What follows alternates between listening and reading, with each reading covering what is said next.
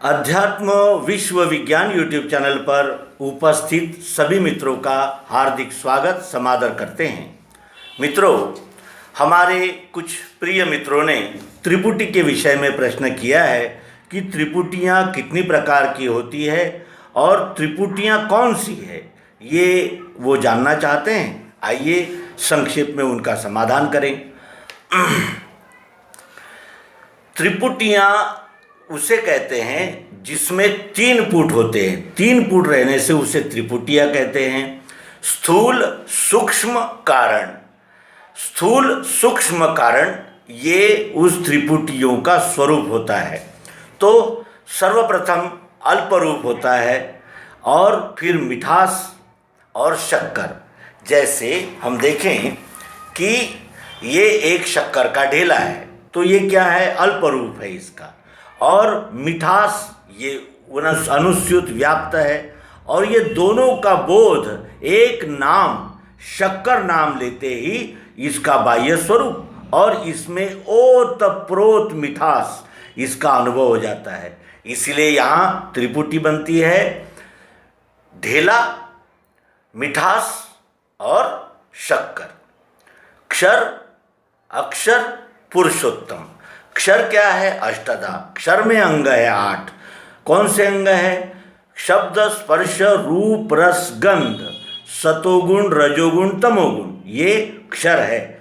और अक्षर क्या है? इसमें ओतप्रोत व्याप्त मिठास जो एक एक कण में ओतप्रोत व्याप्त है, वो है अक्षर। क्षर, अक्षर और दोनों का नाम रख दिया हमने। इस वस्तु का नाम रखते ही ये दोनों भावनाएं उस वस्तु में नाम में लय हो गई, जिससे हम कहेंगे परमात्मा। विराट, हिरण्यगर्भ, परमात्मा।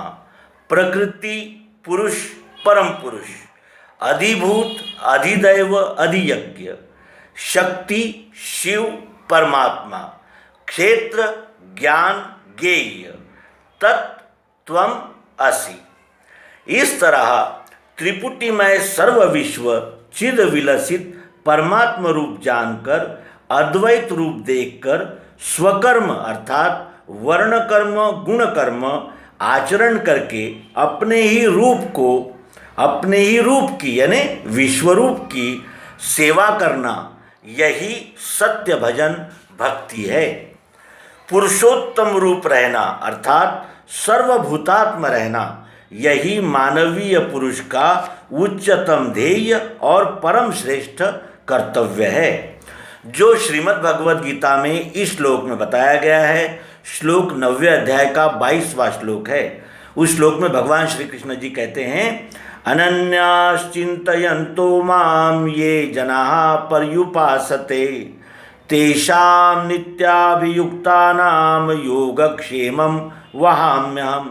इस श्लोक में दर्शित किए अनुसार अनन्य होकर हम उस विश्वरूप परमात्मा की अपने वर्ण कर्म स्वकर्म द्वारा सेवा करें, जिसे स्वधर्म कहा जाता है। अब इसमें श्रीमद् भगवद गीता के विश्वरूप दर्शन से संबंधित जो सर्वांग योग आया है, उस सर्वांग योग को जानने पर हमें क्या बोध होता है, इस विषय में भी थोड़ी जानकारी प्राप्त रखें। तो स्मरणीय बिंदु के रूप में इसे हम ध्यान में लें। आत्मा का जन्म मृत्यु नहीं, आत्मा का जन्म मृत्यु नहीं। शरीर बनना अर्थात जन्म और मिटना अर्थात मृत्यु उसका स्वभाव है। शरीर का स्वभाव क्या है? बनना और मिटना। लेकिन उस शरीर को चालना देने वाला, शरीर को धारण करने वाला जो आत्मा है, उसका कभी जन्म भी नहीं होता और मृत्यु भी नहीं होता, क्योंकि वो स्वयंभू है, साक्षात है, सदैव है। इसके और शरीर बनना और मिटना, इसके लिए शोक करना, मोह करना वृथा है, क्योंकि जो बना है वो तो विघटन उसका होना ही है। तो उसके लिए फिर क्या शोक करे, किस बात का मोह करे? हम इस शरीर का कितना भी मोह करेंगे तो भी एक दिन तो ये शरीर त्यागना ही होता है। तो फिर इस शरीर के बनने और मिटने का शोक भी क्या और मोह भी कैसा? स्वस्वरूप का बोध ही ज्ञान अर्थात अध्यात्म विद्या है। स्वस्वरूप का, मैं कौन हूँ, इसका बोध ही ज्ञान है, जिसे अध्यात्म विद्या कहते हैं। शेष सब अज्ञान की चर्चा है। इस स्वस्वरूप दर्शन की बातों को छोड़कर, स्वस्वरूप दर्शन के बोध को छोड़कर शेष सब अज्ञान की चर्चा है। आत्मदर्शन बड़े भाग्यवान को प्रत्यक्ष तत्वदर्शी सद्गुरु से होता है। आत्मदर्शन बड़े भाग्यवान को प्रत्यक्ष तत्वदर्शी सद्गुरु से होता है। और आत्मदर्शन के विषय में जानकारी, बातें, अनेक प्रकार की टीकाएं, श्लोक, अनेक प्रकार की सूक्तियाँ, अनेक प्रकार की बातें जिन्हें प्राप्त होती है, उन्हें केवल जानकारी होती है, बोध नहीं हो सकता। इसीलिए यहाँ कहा गया है कि आत्मदर्शन बड़े भाग्यवान को प्रत्यक्ष तत्वदर्शी सद्गुरु से होता है। पांचों तत्वों और 3 गुणों सहित 8 अंगों वाली प्रकृति देह परमात्मा का सगुण साकार स्वरूप है। 5 तत्वों और 3 गुणों सहित 8 अंगों वाली प्रकृति अर्थात देह परमात्मा का सगुण साकार स्वरूप है। प्रकृति से उत्पन्न होने वाले चराचर जीव परमात्मा की प्रत्यक्ष मूर्ति है, जो पूजनीय, वंदनीय तथा सेवनीय है। प्रकृति से उत्पन्न होने वाले चराचर जीव परमात्मा की प्रत्यक्ष मूर्ति है, जो पूजनीय, वंदनीय और सेवनीय है। चराचर सृष्टि में व्याप्त कर रहने वाला आत्मा अर्थात ईश्वर ही परमात्मा का निर्गुण निराकार स्वरूप है। चराचर सृष्टि में व्याप्त होकर रहने वाला आत्मा अर्थात ईश्वर ही परमात्मा का निर्गुण निराकार स्वरूप है।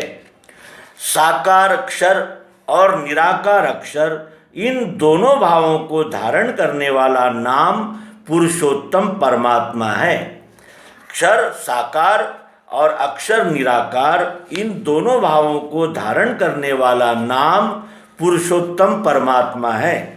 इस त्रिपुटी योग युक्ति का नाम दिव्य दृष्टि है। इस त्रिपुटी योग युक्ति का नाम दिव्य दृष्टि है। इस प्रकृति नियम का ज्ञान ही शास्त्र है। इस प्रकृति नियम का ज्ञान ही शास्त्र है। प्राणी मात्र में रहने वाले ईश्वर को अपने अपने गुण कर्म से सेवा करके प्रसन्न कर लेना ही अनन्य भक्ति है।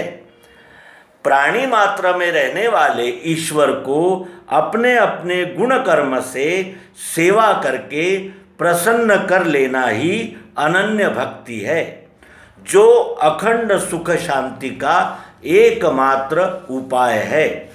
जो अखंड सुख शांति का एकमात्र उपाय है। तो हमने अपने मित्रों के लिए संक्षेप में सर्वांग योग के विषय में निर्देश किया है। आशा है आप सर्वांग योग युक्ति को जानकर जानत तुम ही होई जाई विश्वरूप बन जाते हैं, इस बोध तक हम सब पहुँचेंगे। इस शुभेच्छा को आप सहित सबको देते हुए इस अंक को विराम देंगे। नर्मदे हर सद्गुरु भगवान की जय।